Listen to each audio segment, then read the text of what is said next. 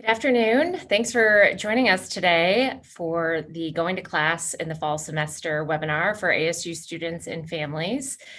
My name is Katie Paquette, and I am the Vice President for Media Relations and Strategic Communications here at ASU, and I'll be the host for this webinar this afternoon. And joining me is Fred Corey. He's the Vice Provost for Undergraduate Education here at ASU, and he is here to answer questions about class schedules, learning on campus, and remotely via ASU Sink, and overall just what your academic experience is going to look like here in the fall when we start classes on August 20th. I wanted to just provide a little bit of background about today's webinar. If we could go to the next slide.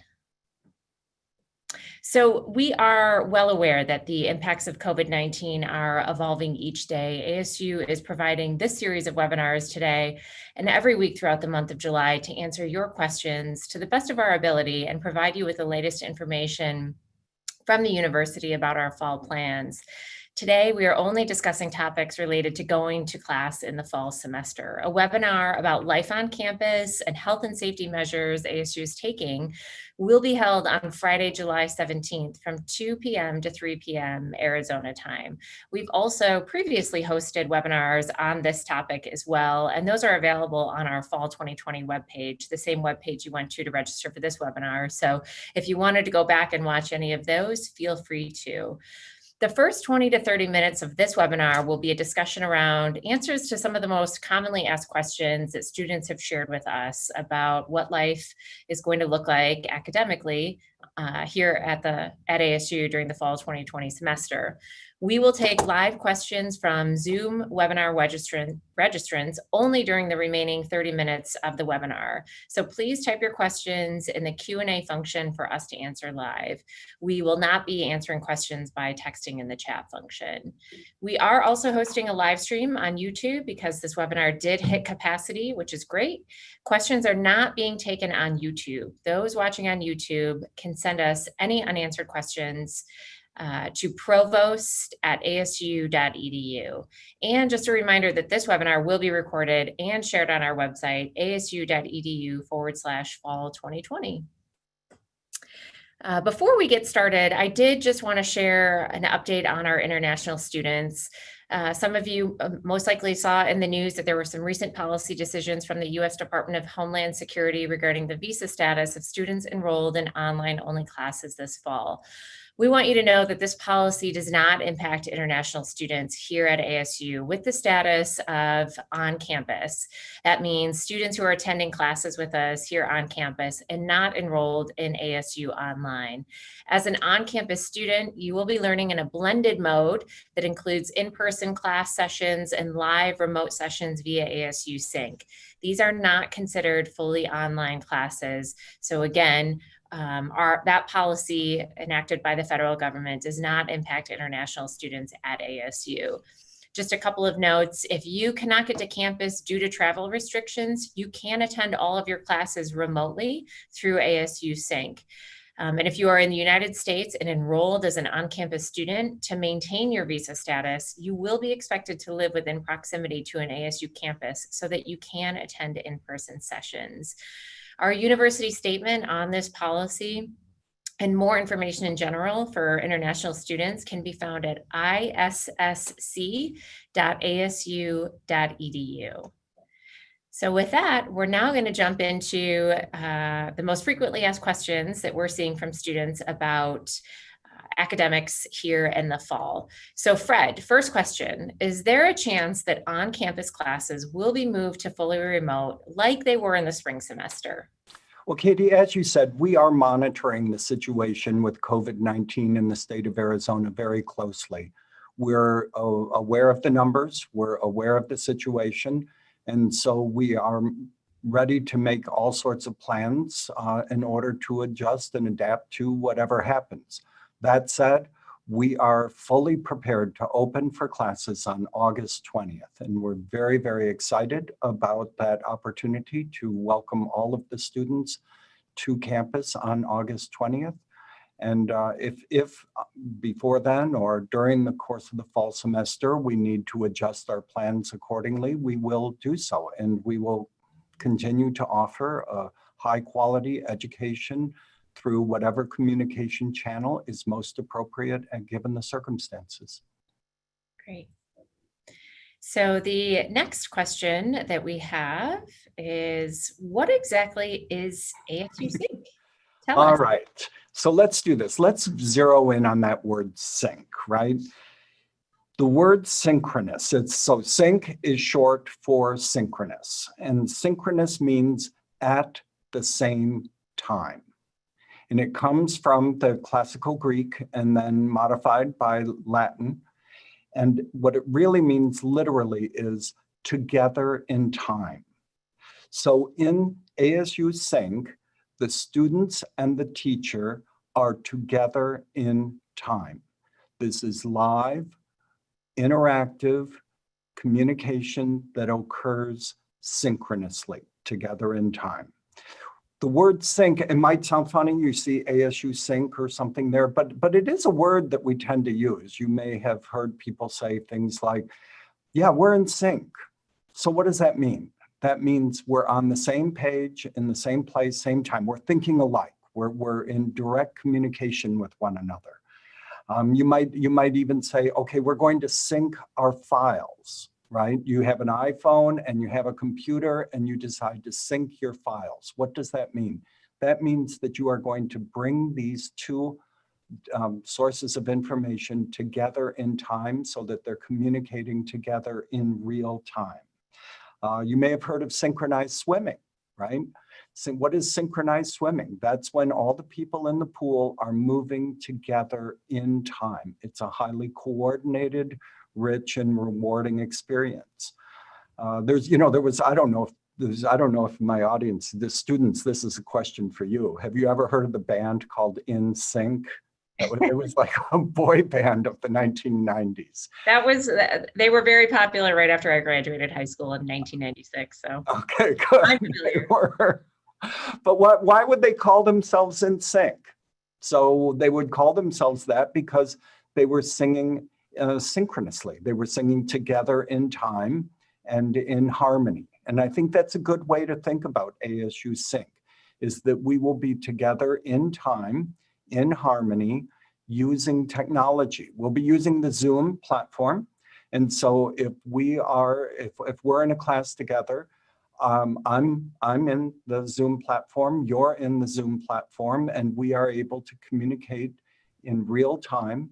And the channel is different. Certainly the channel is different from face-to-face or a telephone or texting, but it is audio visual real-time communication system. And so that's what ASU Sink means. Is that good? Does that make sense? I think so, yeah. So in short, it's a live class that you take remotely using Zoom technology. And the image here sort of illustrates what it will look like here on campus this fall. So you have a certain number of students who would be in a class on one day, and then you can see their classmates are participating via Zoom up there on the screen too. You have a live instructor who is instructing both the students who are in the class and the students who are participating via Zoom as well. So hence exactly. the live in sync, synchronous learning happening. Absolutely. And you can sync in from wherever you have a Wi-Fi connection. So you could be in your apartment, you could be at home, you could be in your residence hall, you could be in the library, you could be in the computing commons.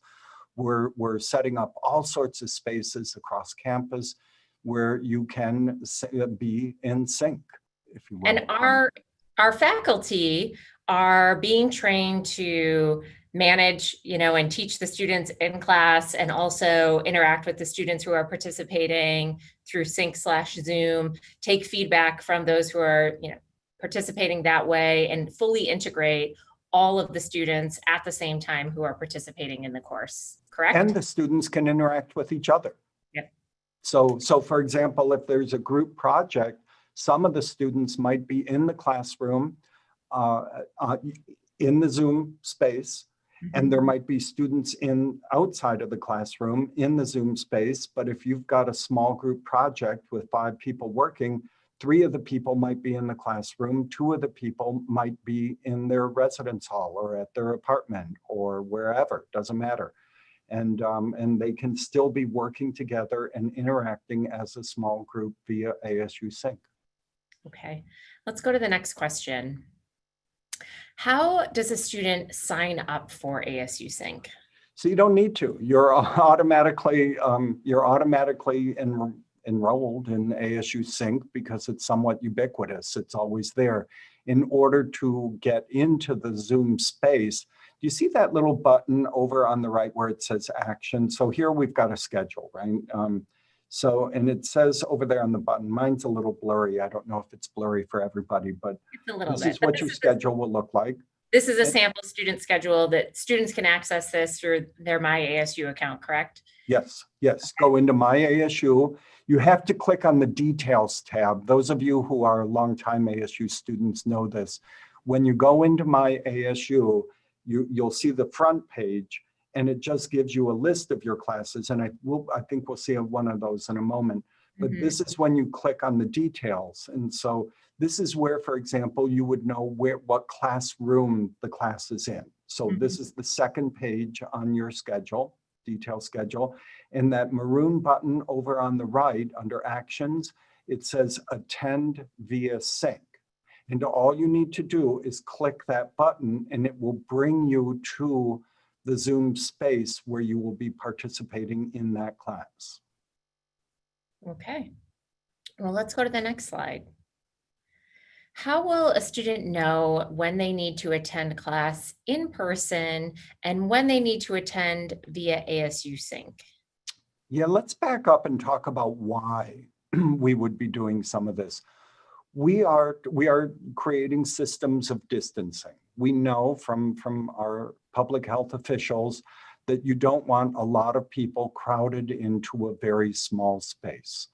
So all of our classes will be at no more than 50% capacity of the room. So if the room seats 40 people, then there will be no more than 20 people in the room on any given day. So now the question is, how does this happen? I mean, do half the people just skip? And the answer is no, you don't skip. You participate via ASU Sink. So what the professor will do is break the class. Let's take our example. Say we have 38 students in a room that seats 40 people. So I would break the class into Group A and Group B. Group A, composed of 19 people, would be attending on, say, Tuesday, and Group B would be attending on Thursday in person. The day you're not there in person, you attend via ASU Sink. And your instructor will tell you before the semester begins, sometime in August, which group you're in, which days you will be attending, and whether or not you are attending on the first day. Because obviously, given what I just said, right, we don't want 38 people, 39 people coming into the same room on the first day. That could be actually a terrible way to start the semester. So we are going to make sure you know before the semester begins which day you are going to be attending the class. And this is determined by the instructor of the course. Okay. Students can switch, correct? If you get sick or you just decide a couple weeks in, you don't feel comfortable going to class for whatever reason, you'll always have the option to attend your class via ASU Sink. Is that correct? Yeah, let's run through a few scenarios that are actually likely to happen. Okay. And this helps. But let's just work through some scenarios. Say you're living in Illinois and you're deciding that you are going to stay in Illinois for the course of the fall semester based on your health concerns. Absolutely, this is no problem at all. You can sync in on both Tuesday and Thursday in our previous example. If you are just not feeling comfortable, so that's perfectly great. You can do that, no problem. Now, let's say that you are here and you're living here and in Arizona, but you become exposed to somebody who is carrying the virus. We don't want you, we want you to take those 2 weeks in order to self-isolate and monitor your health, and don't come to class during that time. Sink in. It's just, we're interested in the well-being of everybody, everybody, to make sure that we're taking all the appropriate precautions. Let's say that you, if you become ill, and actually let's begin with the flu, or just say you wake up and you go, oh gosh, there's something wrong. Like, I think I don't feel right, you know, don't come to class, Zoom in by all means. Now, if you become, if you get the virus, then we need to know, because we want to take care of you and your health. And then depending on how the virus affects you, you may need to make some plans to readjust your schedule, and we will work with you to make sure that that happens so that you are staying well. That's probably the least likely scenario, but it might happen. And if it does, we're here to make sure that you are able to complete your studies, keeping your good health in mind. But let's go back to that very important idea of, if you are not feeling well, if you're coughing, if you're sneezing, if you think you're running a fever, don't come to class, Zoom in. If you're concerned about your health, you don't feel obligated to come to class. What should you do? You should keep very open lines of communication with your professor. Just be completely transparent. Tell the professor in advance exactly what's going on with you, so that we can work with you and make sure that you're able to stay on course. We can be very flexible and adaptable to make sure everything works out. Katie, can you think of other scenarios that I haven't covered?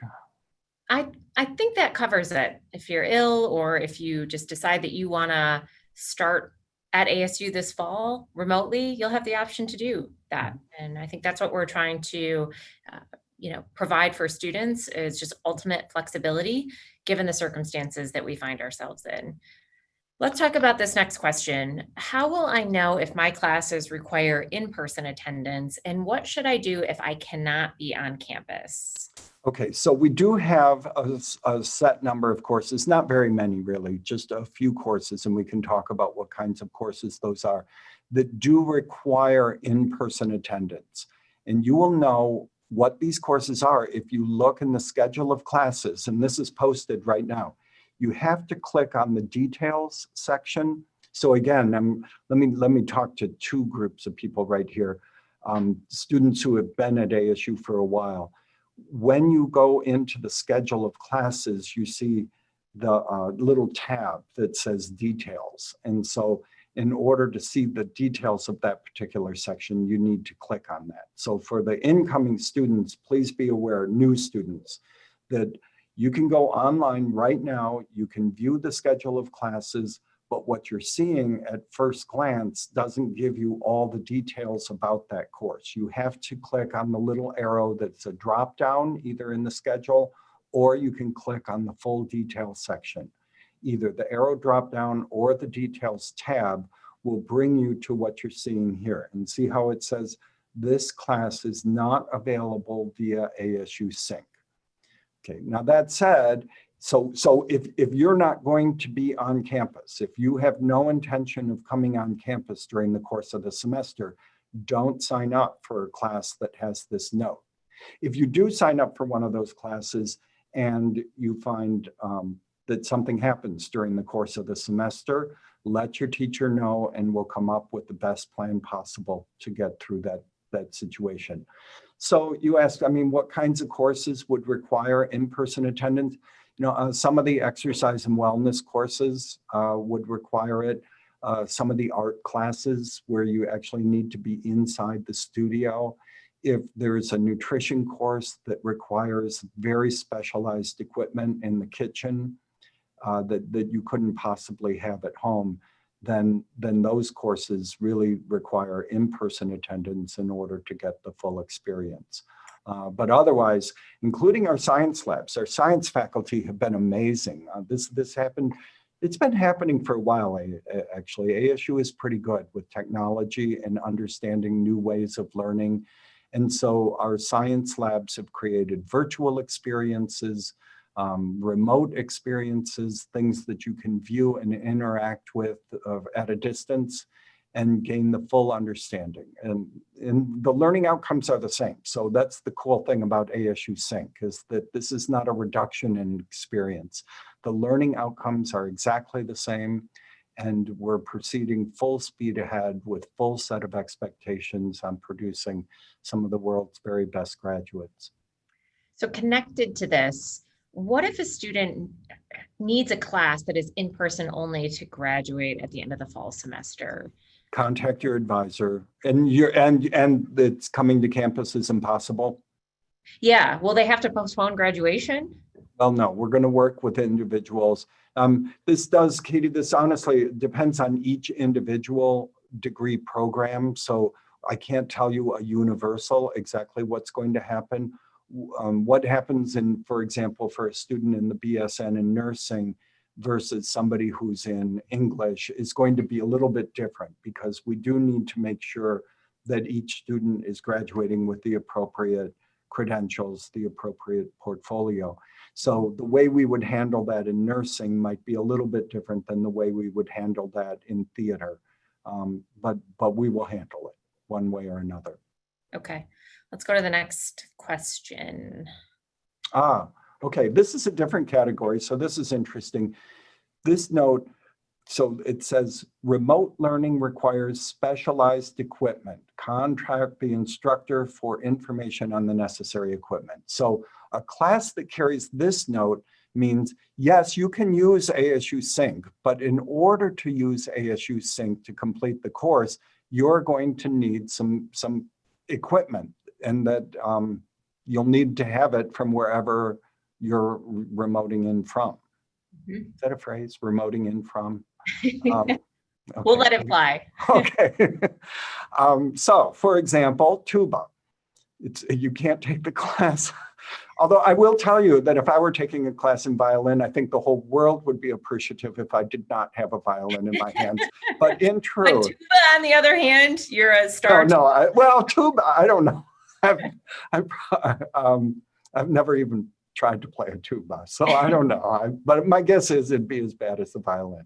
In any case, if you're going to take the class in tuba, you need a tuba, and yes.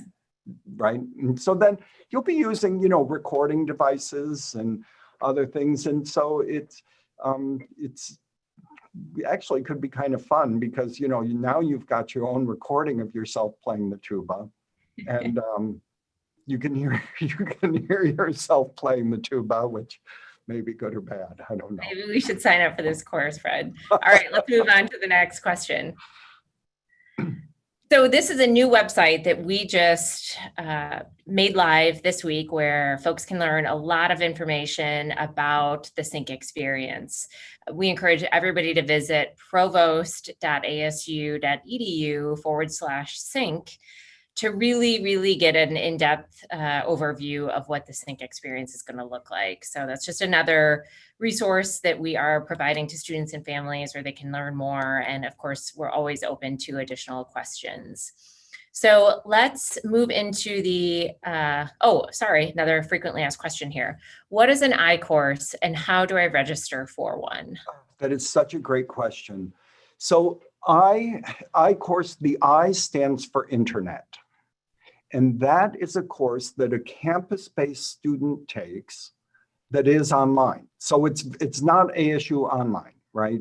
It's a campus-based student takes a course that is asynchronous online. Asynchronous means that the participants are not meeting same day, same time, that they're meeting. So the instructor has created the course in our learning management system, which is Canvas, and the students then have to complete the work in the course over the course of the semester on schedule. But they can do the work at 7 o'clock in the morning, or they can do the work at 11 o'clock at night or 3 o'clock in the afternoon. You don't need to be in a specific time in a specific place. So these actually have become very popular with our students because, and so I might be taking 4 in-person courses and 1 iCourse, and it just makes my schedule work a little bit better. I would say that the challenge with the iCourse is now you need to be good at time management, because you're not going to class on Monday, Wednesday, Friday at 8:40 in the morning, right? You're obligated to follow that schedule and do the work on schedule in order to keep up with the class. So the iCourse is not going to carry one of those tags. So on your schedule, it'll say like InPerson / ASU Sink. And that means that the course is available both through ASU Sink and in person. The iCourse does not carry that tab.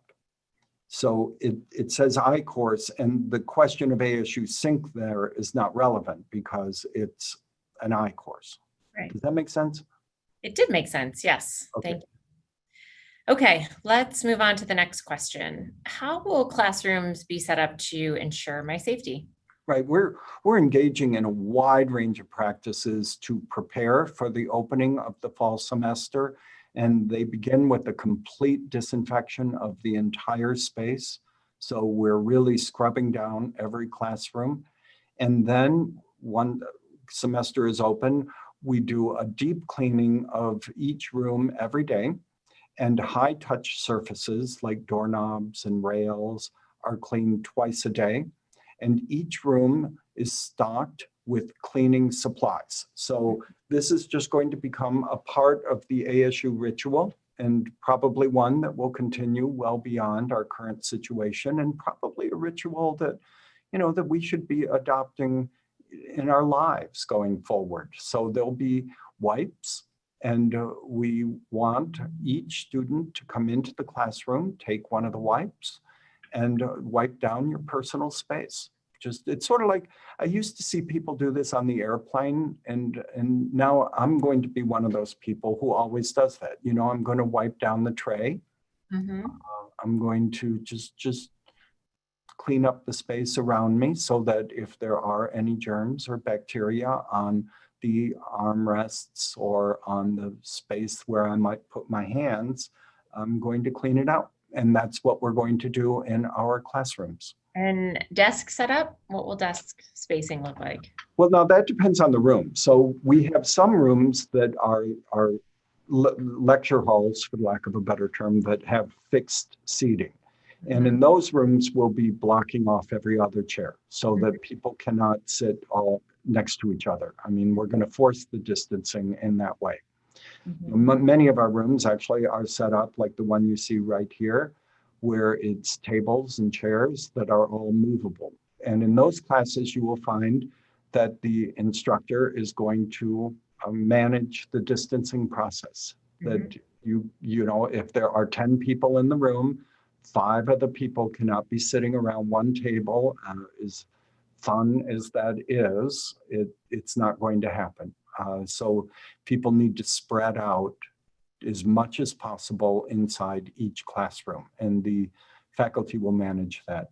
These rooms, like the one we're seeing in this photo, are very popular and very common now at ASU. They create these very active learning environments, and we're still able to maintain that process of active learning, and that's good. It'll just be active at a distance. And face coverings are required in classrooms, right? Absolutely. Actually, face coverings are required in the classroom and inside any building at ASU. Not when you're eating or taking a sip of water, but otherwise, yes, face coverings everywhere. Okay, let's go to the next slide. Will I be required to go to an in-person class if I'm uncomfortable doing so for health concerns? We talked a little bit about this, but let's just talk about it again. Yeah, absolutely not. If you are feeling uncomfortable, you need to trust your intuition. You need to trust your senses, And if you are feeling like you're not feeling well, or if you feel like the room is just, from a health perspective, is making you feel uncomfortable, you zoom in. You can zoom in from wherever you have your Wi-Fi connection. All right, next question. If I know that I cannot attend any classes in person on campus this fall, what do I need to do? Communicate with your professor. This is so important. You need to reach out to your professor. I've already had a student reach out to me already from my class in the fall, and I was very grateful. And we actually had a Zoom meeting, just the two of us, where we talked about the class. And it was really a wonderful experience, a delightful student who is just choosing not to come to the campus environment for the fall semester. And the class is going to be great. And we've already gotten to know each other. And so I can't stress enough the importance of communicating with the instructor. Like, don't just be a stranger. That's the worst thing you could do, is just zoom in and like never tell the person who you are or what your interest in the class is or what your career plans are. And then as the course progresses, whether you're in person or zooming in, communicate with the professor by email, by request an appointment. We can do faculty hours by Zoom. And so please do that. And you don't need to have a question in order to talk to the professor.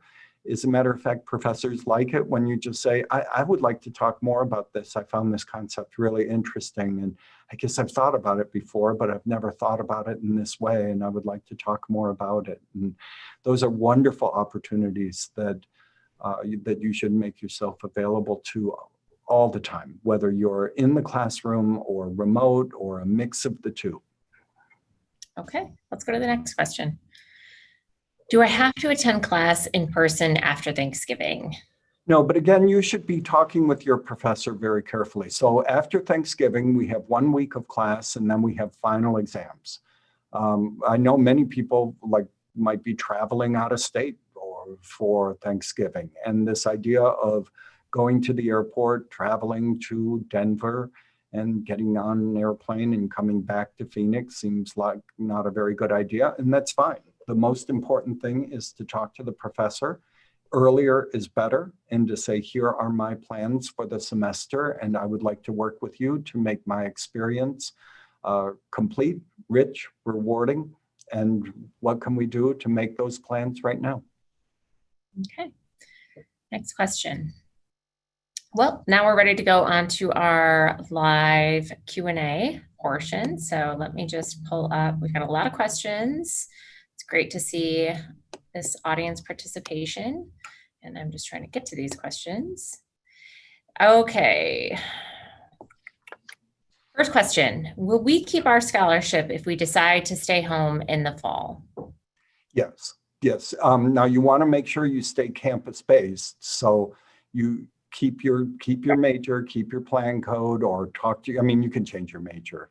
Right, but by campus-based, you just mean enrolled in a campus-based program, even if you're taking your courses remotely via ASU Sink, to stay enrolled as an on-campus student. Yeah. Yeah, okay. That's the important part. And okay. There'll be zero impact on financial aid for okay. students who opt to participate via ASU Sink. Okay. Another viewer wants to know if they opt to attend their class via Sink for personal safety reasons, will they have the same class experience? Will they, participate in the same class projects, turn in their assignments at the same time? I know the answer is yes, but talk a little bit more about that experience. Yeah. So, I mean, here's what we're coming down to is the communication channel. So anytime, and any class is an act of human communication, right? And so now the question is the communication channel going to be in a face-to-face, or is it going to be asynchronous in Canvas? Is it going to be synchronous in ASU Sink? And so the communication channel may differ, but that doesn't reduce the quality of human communication. There is no direct relationship between the channel and the quality of the experience. Mhm. We can have relationships through remote technologies, and those experiences can be fully rewarding. What we like to focus on here are the learning outcomes. What are the desired learning outcomes of any class? What should a student know? What are the concepts and what are the competencies that the student should have after taking any class? And those do not change at all regarding modality. The channel does not impact the learning outcomes. All learning outcomes, standards, rigor, experiences will be the same.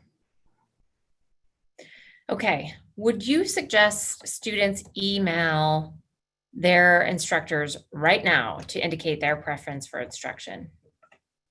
Sure. I mean, yeah, why not? I mean, yeah, if a student knows that he or she is going to attend via Sink, then like you said earlier, you connected with one of your students. It was great to hear from that student early, and you were able to make that connection and make sure that individual, had what he or she needed to, get going on the class. And so, and I would add and say, not only should you say, okay, I'm going to be attending remotely, but then also open up the conversation about the class. And I'm taking this class because I'm majoring in biochemistry, and I'm really excited about organic chemistry. I took a class in organic chemistry in high school, and it was one of my favorites. And so it led me to select this major while attending ASU. And here are some of the things that I love about biochemistry or whatever. I'm going to be studying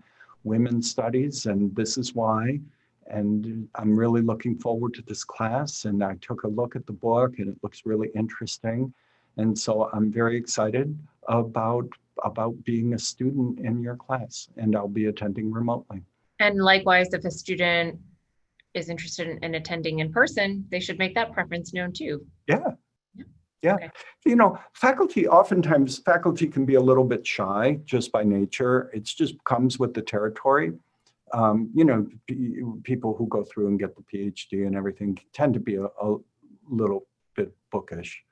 And so don't be afraid. Like if you have to take that little step and say, okay, I'm gonna break this ice a little bit with my faculty and just see, I think you'll find a very rewarding experience, because once you open up to have those conversations about ideas and concepts and challenges within the various disciplines, you'll find a very rewarding experience with the ASU faculty.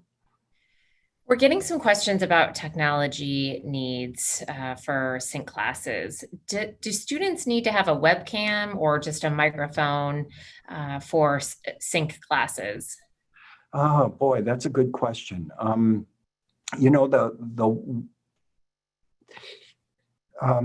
I'm thinking that's a great question for the individual faculty member. So I've got these scenarios going through my mind, if you don't mind if I can. So if it's a public speaking course and you're going to be presenting your speeches on Zoom, my guess is the instructor is going to want the camera, right? If it's a course in literary theory, then the instructor might say, no, we can do voice only. But so that's a great question to ask an individual professor. And I want to circle back to that notion of learning outcomes, that it's probably going to depend on what some of the skills and competencies are that the instructor is looking for, and that might guide that conversation. Okay.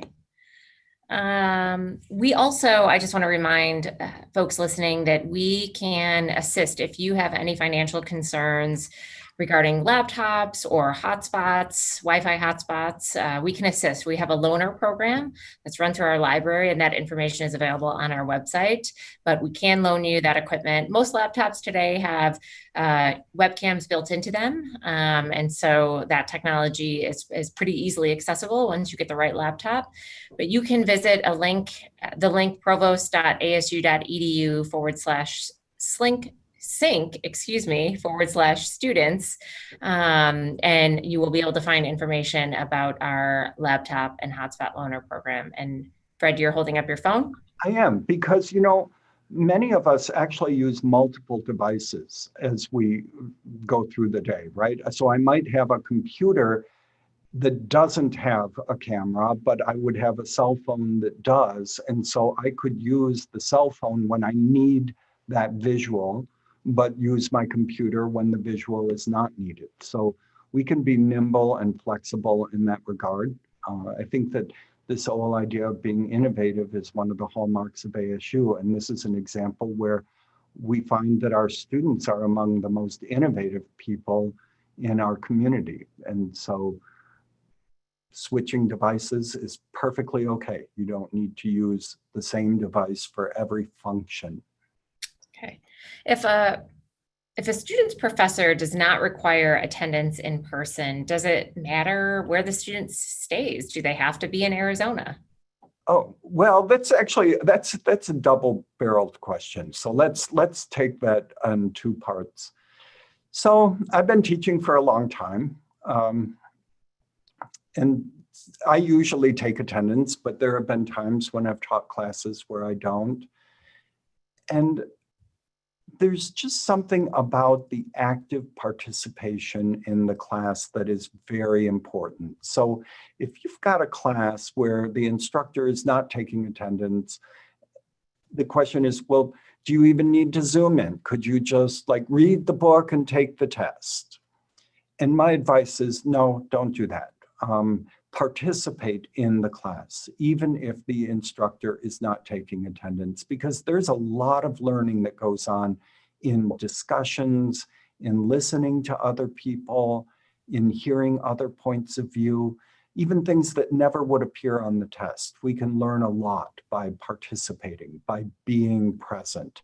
Now to the second part of your question, what do we mean by being present? And being present, I can be present physically in the room, or I can be present by via ASU Sink.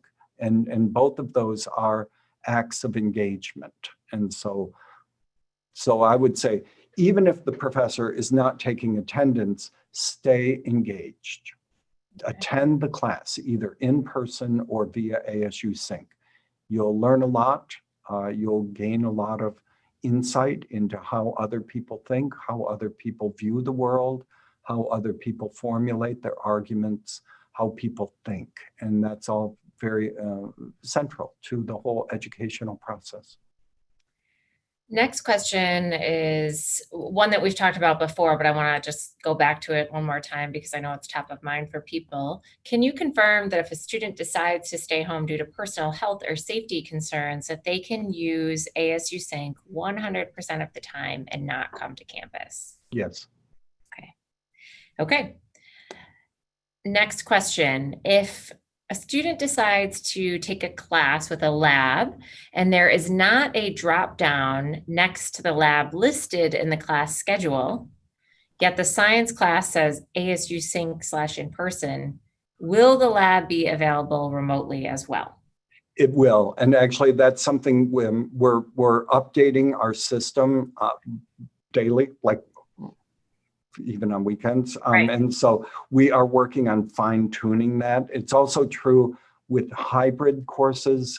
A hybrid course is where, and we've had these for years, where you might have your English composition course where you meet in the classroom on Tuesday, but not on the corollary Thursday session. So your other half is online through the Canvas shell. So that's traditionally what we have called a hybrid course. And so I forget where I was going. Oh no, what was the question again? The question was if a student is taking a class with a lab and there's not the drop down next to the lab listed in the class schedule, yet the science class says ASU Sink / in person, will the lab be available remotely as well? Yes, but yes, that's something that we'll have fine-tuned before the start of the fall semester. Okay. What happens is the reason is we need to create a separate Zoom space because a biology course might have one lecture component, and then we break that class into 25 different lab sections. And so you know this when you're signing up for classes, right? You sign up for the course and then it says, and pick one of the following. And then when you get to physics and chemistry, not only do you have the lab, but you also have a recitation. So yeah, we're working on that. All right. If a student for any reason on a certain day decides to attend via Sync instead of in person, should the professor be informed before getting into the Zoom class? I would, yes, please. They want to know that you're engaged. They want to know that we're not losing you, due to some, that there's something wrong, that you're not enjoying ASU, that you're not oftentimes there's all sorts of reasons why students tend to just bow out. And so we need to know, because maybe it's something, maybe you're just terribly unhappy in your major. And maybe we need to talk to you about selecting a different program of study, something that engages you more. So yes, we want to know. Okay. Will the student or the professor choose if the students can take classes via Sync? Well, the student is going to be making that decision. As soon as you click that button that says attend via Sync, then you've made that choice. And then one of our participants asked, will there ever be a situation where they will be required to be on campus because the professor wants the student to be there? Well, that would be in that class note that we talked about earlier. So it would say, the tag on the front of my ASU, your schedule is going to say in person only. And the note would have that not available by ASU Sink. Now, as I said before, if you sign up for one of those classes and something happens to you, then let the professor know and we'll see what we can do to work out an accommodation for you. Okay. Talk to us a little bit about what the difference between taking classes via ASU Sink is and ASU Online. Well, ASU Online is, it's great, by the way. ASU Online is wonderful. ASU Online is broken instead of a full 15-week semester, it's always in 7.5-week segments. It's completely asynchronous, meaning it's not that live interaction with students and faculty. And it's a sequenced out program of study. ASU Online usually appeals to older working adults who are interested in a very clear sort of lockstep program that will move them through in 7.5-week segments. Now, 7.5 weeks for a course, that's very intense. So we always say to students who are campus-based, before you sign up for a 7.5-week course, you think very carefully about your life and your schedule. So we see sometimes a student would say, okay, I'm going to take 15 hours this semester, but I'm going to do 2 7.5-week courses during the first 7.5 weeks. That's not a good idea. So ASU Online is set up in those 7.5 weeks, super intense programs. And it's all asynchronous and it's all on the ASU Online platform. Is that answering? I think so. Another participant wants to know if they can participate in ASU Sync if they remain living in California for the fall semester. Absolutely. Right. What is the plan should a professor or instructor test positive for COVID during the semester? Will the class continue? Oh, of course. Oh my gosh, yes, the class will continue. So I was director of the School of Letters and Sciences for many years, so I have direct experience with this. And this is not necessarily a new phenomenon. I mean, people get sick, right? And so if a faculty member becomes ill, again, we focus on those learning outcomes. There will be no shortcuts in what the students learn in that class. If in the worst case scenario, if a faculty member becomes terribly ill, we find another person to step in and become the instructor of record for that course. If an instructor is not, ill but not that ill, then we can come up with assignments. This is what we have done. We can come up with assignments, exercises, activities that achieve those learning outcomes without putting anybody else at risk. Right. We know there are differing symptom levels with individuals who have COVID. So there could be an instance where somebody, is not exhibiting lots of symptoms, but they are testing positive. And so that professor could then teach remotely via ASU Sink / Zoom for the duration of time that they need to be in quarantine. And Correct. so, right. Yeah. Okay. Will all assessments, quizzes, homework, exams, things like that be online for Sink students? Oh, yeah. I mean, they all need to be available online. I mean, Okay. right? So, because you may have a student who's not even coming to campus, and so they Right. can come to, yeah, no, I think I understand the question. Like, if I'm an ASU Sync student, would I have to fly to Phoenix to take a test? And the Right. answer is no. Right. No. And same for group projects. If you're a Sync student, you will participate in group projects using Sync. Yeah. Yeah. Right. That'll work out just fine. That'll work out great. Yeah. Okay. I just want to remind students who are joining us live, if you're looking at your ASU account right now and you're not seeing some of the tags that we're talking about, we're updating those regularly. So keep checking back. And if you're ever in doubt, contact your professor. But as Fred mentioned earlier, our systems are being updated constantly, even over the weekend. So we're trying to get information up as quickly as possible. But if you have any questions, it's okay to contact your professor. We've got about 7 minutes left in our webinar and a couple more questions to get through. So if a student chooses to attend exclusively via Sync, can professors penalize them? No. Okay. No, period, no. Right. Do instructors have to accommodate a student who does not feel safe returning to class? Oh my gosh, yes. Yeah. Okay. All right. Are ICourses covered by scholarships? Yes. Okay.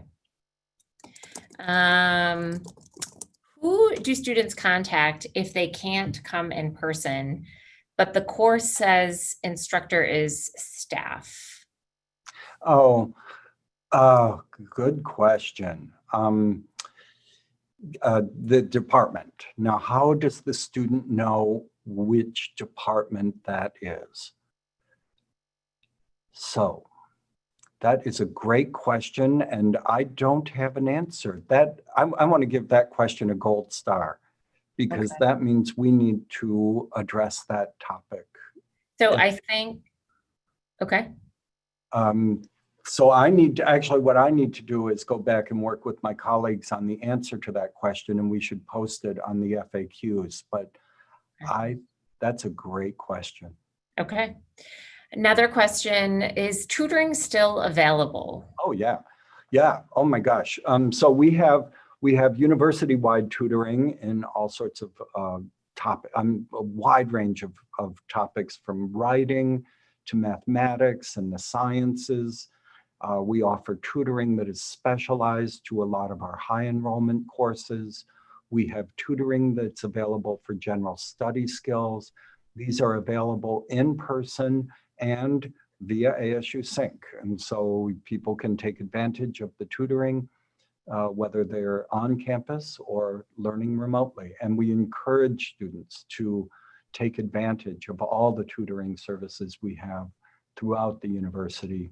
And by the way, if you don't mind, if I can, take advantage of the tutoring before you start not doing so well in the class, right?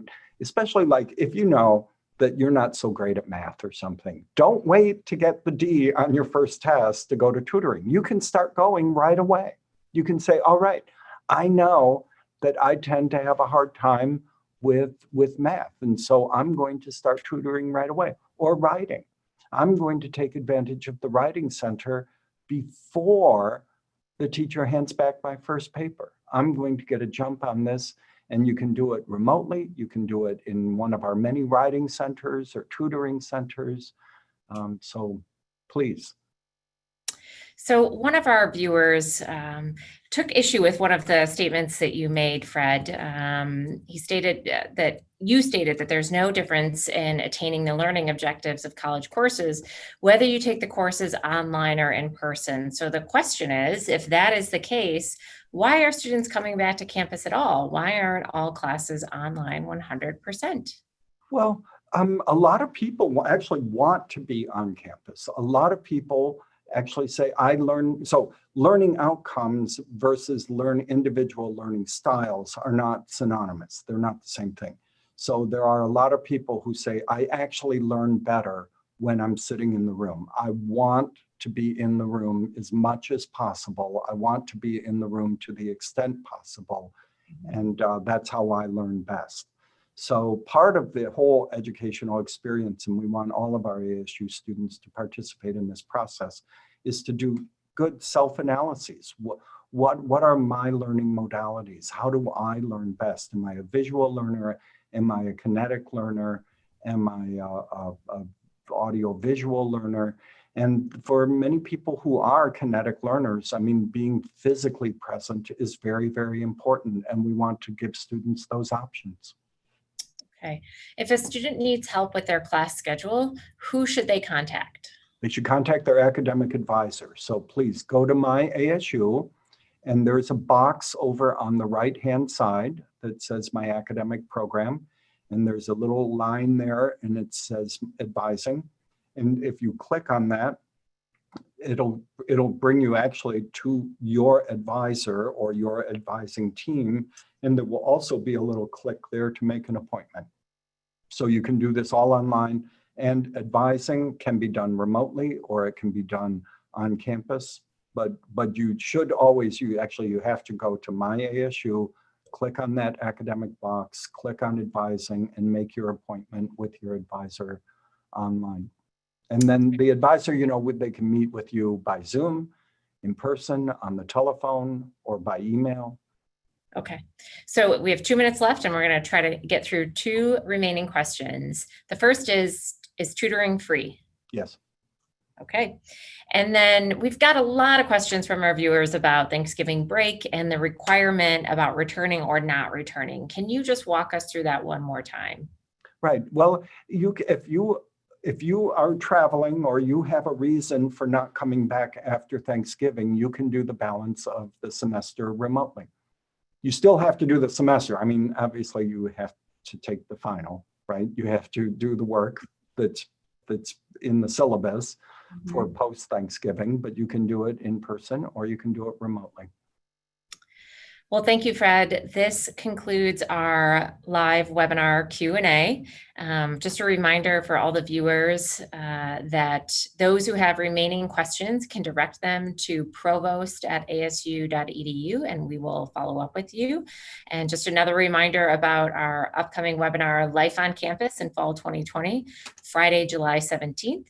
From 2 to 3 p.m. Arizona time. You can register at asu.edu/fall 2020. And there's also a live stream link that will be available there. And then check back for more webinars that will be held in July. We'll have 4 more over the course of the month. So we hope that this was informative for you and that you got the information that you needed. And again, we're always happy to answer any questions that you might have. And we look forward to seeing you all this fall when classes begin on August 20th.